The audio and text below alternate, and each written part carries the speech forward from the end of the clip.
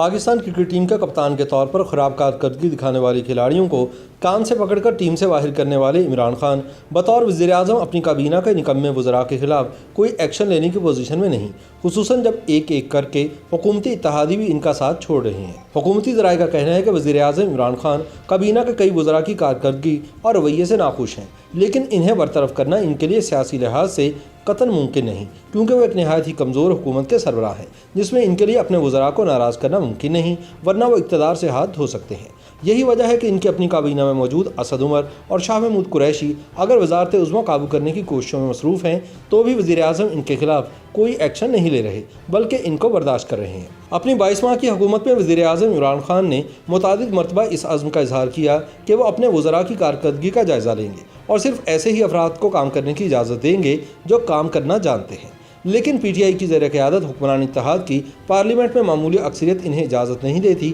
کہ یہ کارکردگی نہ دکھانے والوں کے خلاف سخت ترین اقدامات کر سکیں۔ پی ٹی آئی کے ذرائع کا کہنا ہے کہ پارٹی میں اندرونی لڑائی اور نظم و ضبط کا نہ ہونا عمران خان کے لیے باعث ہزیمت ہے، لیکن اپنی ساکھ اور ماضی کے ریکارڈ کے برعکس وہ کارکردگی نہ دکھانے والوں اور نظم و ضبط کا مظاہرہ نہ کرنے والوں کے خلاف کارروائی کرنے سے گریزاں ہیں۔ اپنی حکومت کے ابتدائی 100 دن میں پی ٹی آئی نے جرأت مندانہ اہداف مقرر کیے تھے، تاہم ان میں سے اکثر پورے نہیں ہوئے، تاہم کسی بھی وزیر کے خلاف کوئی کارروائی نہیں کی گئی۔ دسمبر سن 2018 میں وزیر اعظم نے کابینہ کے اجلاس میں فیصلہ کیا کہ وزارتوں اور ڈویژنز کی ہر 3 مہینے بعد کارکردگی کا جائزہ لیا جائے گا۔ اسی مہینے میں کچھ وزراء کی کارکردگی کی وجہ سے تعریف کی گئی، جبکہ ایک وزیر مملکت کو وفاقی وزیر بنا دیا گیا، لیکن کسی کو ڈانٹ پلائی گئی اور نہ ہی کارکردگی نہ دکھانے والوں کو برطرف کیا گیا۔ تاہم بعد میں حکومت نے 3 مہینے میں کارکردگی کا جائزہ لینے کی بات بھی پوری نہ کی۔ گزشتہ سال ستمبر میں وزیر اعظم آفس نے 27 وزارتوں کو سخت وارننگ یعنی ریڈ لیٹر جاری کیا، کیونکہ یہ وزراء وہ کام بروقت نہ کر پائے جو انہیں کرنے کے لیے دیا گیا تھا۔ اس خط کو حتمی وارننگ قرار دیا گیا تھا اور ساتھ ہی ناراضگی کا اظہار بھی کیا گیا،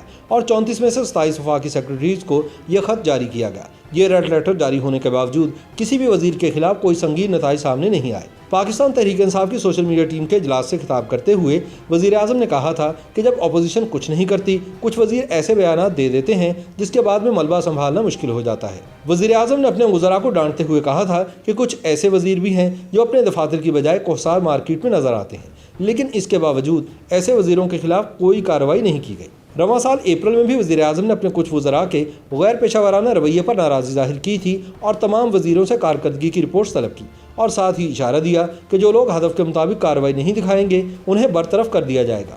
بعد میں وزیر اعظم کو معلوم ہوا کہ ان کی کابینہ کے کئی وزیروں کی کارکردگی اطمینان بخش نہیں تھی۔ انہوں نے ان وزراء سے عہدہ سنبھالنے سے لے کر اب تک کی کارکردگی کے حوالے سے جامع رپورٹ طلب کی۔ اب ایک مرتبہ پھر کابینہ اجلاس میں وزیر اعظم عمران خان نے اپنے وزراء کو خبردار کیا ہے کہ وہ اپنی کارکردگی 6 ماہ میں درست کر لیں، ناکامی کی صورت میں معاملات ہاتھوں سے نکل سکتے ہیں۔ وفاقی وزیر برائے سائنس اور ٹیکنالوجی فواد چودھری کے انٹرویو پر غیر ملکی میڈیا میں بھی بحث چھڑ گئی ہے۔ عمران خان نے فواد چودھری اور اسد عمر کو مزید بات کرنے سے روک دیا ہے اور کہا ہے کہ کابینہ کے ارکان بحث و مباحثے میں احتیاط سے کام لیں اور پارٹی کی صفوں میں اتحاد کو نقصان نہ پہنچائیں۔